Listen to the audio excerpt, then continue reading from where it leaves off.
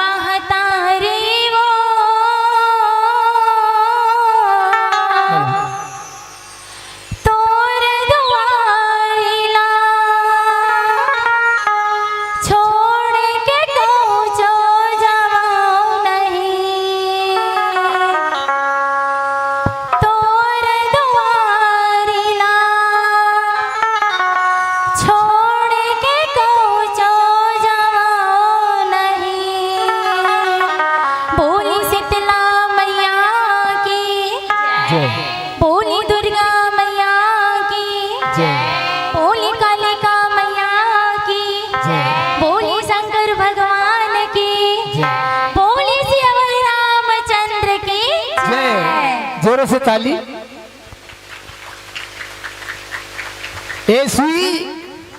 ये सुई तलवार से कम नहीं, ये सुई जो आप देख रहे हो तलवार से कम नहीं, ये बच्चियां हैं बड़े बड़े बड़े कलाकारों से कम नहीं। बेटियां तुम्हें फूल की खुशबू मिले, फूलों से मिले खुशबू और कांटों से मिले प्यार। जिस मंच पर जाओ बिटिया तुम्हें लाखों मिले उपहार, को लाखों मिले उपहार, लाखों मिले उपहार। हृदय से धन्यवाद। आइए अब आमंत्रण भेजते जिस मंडली को मंचासीन होनी है, आप तैयार रहिएगा। श्री जय मां बमलेश्वरी जस भैया जस झांकी परिवार मरेली, आप प्रवेश द्वार पर अपने वाद्य कलाकार की उपस्थिति प्रदान करेंगे और मंचस्थ मंडली की विदाई के बाद तुरंत आपको मंचासीन होनी है। और आइए मंचस्थ मंडली की विदाई के लिए आमंत्रण भेज दे।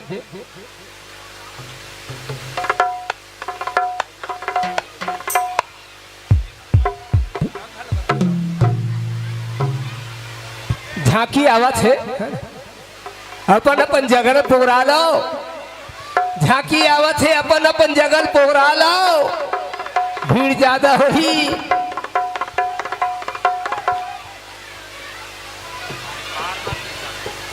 आइए श्रीमती पार्वती साहू जी, बेटियों की विदाई के लिए माताई के आगमन हो रही है। और आइए पुनः सभी सम्मान के इस पुष्पधन को आप तक पहुंचाने के लिए माता रानी हमारे भी साथ पहुंच रही है।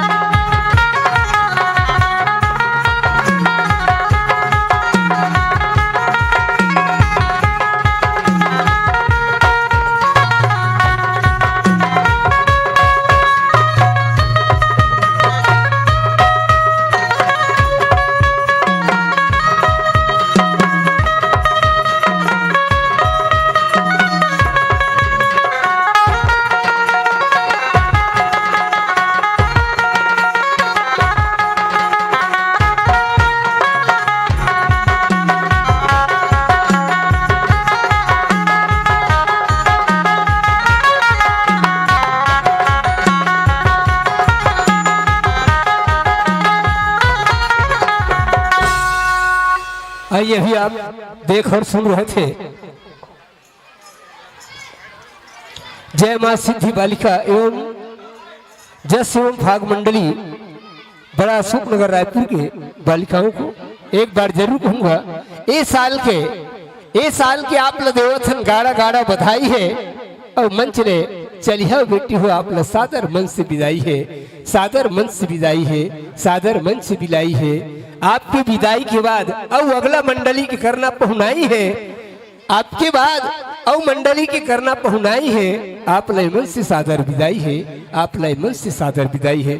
आओ और हम एक निवेदन चाहबो, झांकी मंडली आवत है एमन अपन जोश के साथ आते और झांकी मंडली के कलाकार मन से मोर खास निवेदन है, भैया हो आप मन ओतिल जो श्याक मता हूँ जसका जोश दिखाना है ना मंच में दिखाऊं।